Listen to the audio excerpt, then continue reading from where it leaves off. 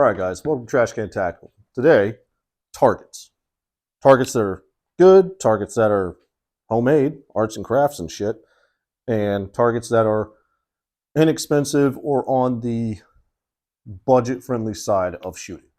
Everybody knows that certain targets cost a lot of fucking money. I'm one of those people that understands that. I'm not going to ask you guys to go off and spend money on shit. If I can help you come up with a way around it, I will. Now, if you want to train for any certain particular thing, you might want to focus on getting targetry that fits that particular need, right? You want to practice on training as you fight, fighting as you train. That way it's all muscle memory when it gets down to it. But if you're going to be focusing in on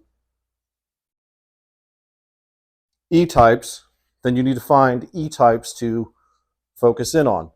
Now, even if you find an E-type like this, and like, look at that fucking thing. Who honestly wants to spend money on that? No one. No one wants to spend money on that. But let me introduce you to a trick that I have. This is an amazing trick. It's a great trick. Probably the best trick ever. And it's going to blow your fucking dick hole off. I don't know if it's actually going to do that.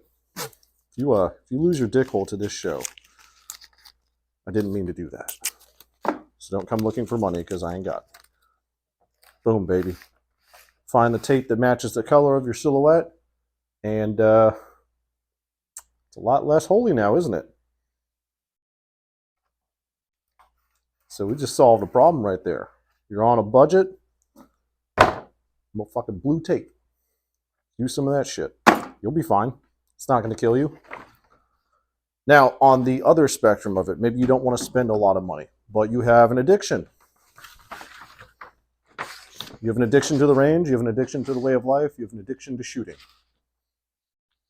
Well, you need stuff to fuel that addiction, targetry and such. Let me introduce to you challenge targets. All right? Now, I don't know if I'm going to get in trouble for showing the logos of these things. But whatever. These things, the long cut ones specifically, they have that cardboard. That's cardboard. It's wax coated on the inside and cardboard on the out. You can use a staple gun on that and it'll work very well. This one, you may break the back of it. So you can either use a staple gun or duct tape it somewhere. This one, same thing, plastic. Now, if you don't have that addiction, but you drink beer a lot, use your beer cans. Just remember to pick up after yourself. Planet's shitty enough. It doesn't need you leaving trash somewhere for fucking it to get worse.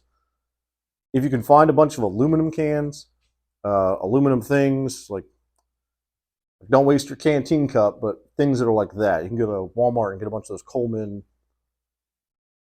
a bunch of these fucking things. If you don't like them, you don't use them, shoot them. Place them up on a log. Practice your accuracy. The reason why I bring these out to demonstrate accuracy is because it's a lot harder to hit. So if you focus in on hitting it more than just shooting a lot, you're going to get more proficient at firing and being accurate as opposed to just suppressive fire and firing for the sake of firing. Ammo's expensive. Maybe we should become more accurate instead of less good old boy fun time shooty shoots and more of the accurate shooty shoots. Now, I don't know what you're thinking. I don't know what you're saying to yourself right now, but I imagine it's along the lines of, motherfucker, I don't dip, and I'm not shooting aluminum shit. All right, have you ever seen those little shitty signs that get posted? They get posted up on the sidewalk somewhere, and it says like Ethel's Beavers Barbecue. It's the damn best. You can go off and take those, not from them, but you can go buy them. Like Walmart has them. I think Target has them. Fuck, you just go to a yard sale. You can pick up some of them from there. Lowe's has them. Yeah, Lowe's. If you go off and get fucking Ethel's Beavers Barbecue and realize that it's damn delicious, then you go off and you ask them for the sign, they may give it to you. I don't know. Depends on how good the business is doing. I wouldn't rely on that, but you could ask. Always ask. Now, for argument's sake, all that is, if you want to make it yourself, it's literally fucking cardboard, a plastic trash bag sleeve over it, and then some wire coat hangers. You just have to jury rig and bend and shit. So it's completely feasible to make that yourself. Other things you can use is metal. Now, like steel. This thing, that's pretty big. That's a pretty small hunk of steel. I have a medium to large hand, so that gives you any frame of reference. Or, you know, I could just 7.5 inches. It's pretty big right there. If anyone wanted to know, that's pretty hefty. Now this is a 1/2 inch. This is a 1/2 inch of steel. It weighs a good bit. I had it plasma cut out from a bigger piece of steel that a friend of mine did the plasma cutting for. It's kind of on the down low, not really a shop thing or anything like that. Just helping me out. This, an idea that I have, I'm going to use my blue Sharpie. Come up here and drill a hole right through there with a drill press. That doesn't show up very well. It's right there. I drew the hole right there. Now, what I want to do is I want to build a, I don't know, like a frame system or something. It'll be like that, and then we'll have a piece of wood coming off like that, another one in the back coming off like that, and then same thing over here. Maybe we'll reinforce the A-frame so a stiff wind doesn't get the better of it. Once we do that, we can then take our piece of steel and run a bolt through here, and a bolt through here, and a bolt through here, and then take some chain, basically any chain that'll support the weight, and dangle it a little bit, or make a triangle and dangle it. Do whatever you want. But the idea is to take your piece of steel and then drill the hole, and then insert a bolt and a nut and a washer. I'm not an artist. And then have the chain either staying behind it or have the chain in front of it. If you want to do either or, you can do the triangle and have 2 pieces of chain coming down to the back to hold it in place. Or you can do the one. It's up to you. Don't care. You get to suffer through my autism and artistry right here. Bolt it all together, leave it dangling, because the idea of having steel that's just fixed, so when you hit it, it doesn't go anywhere. And if it's fixed, it's going to spall. Spalling is when the round hits, it has nowhere to go because it can't make it through, so it just explodes everywhere. The closer you are, the more dangerous it is. I don't know if there's a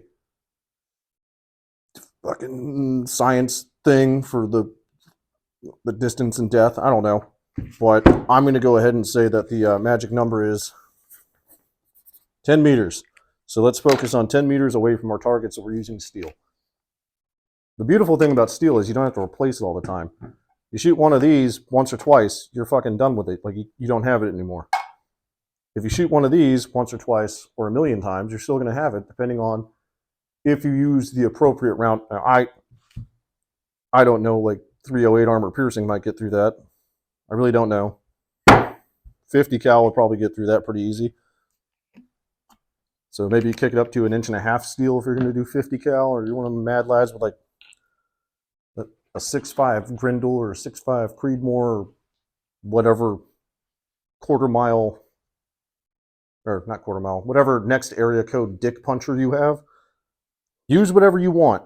Figure out what works. Operate off of that. Become proficient at the basics before you step up to crazy things. And if you're on the lower end and you just want to shoot a 22 all day, fucking good on you, man. Be the best 22 long rifle shooter on the planet. I would definitely suggest you take your Natty Light cans and your dip cans and you throw them up on a tree stump and start blasting away to have some fun. But that's my opinion, and my opinion's trash. Trash can actual.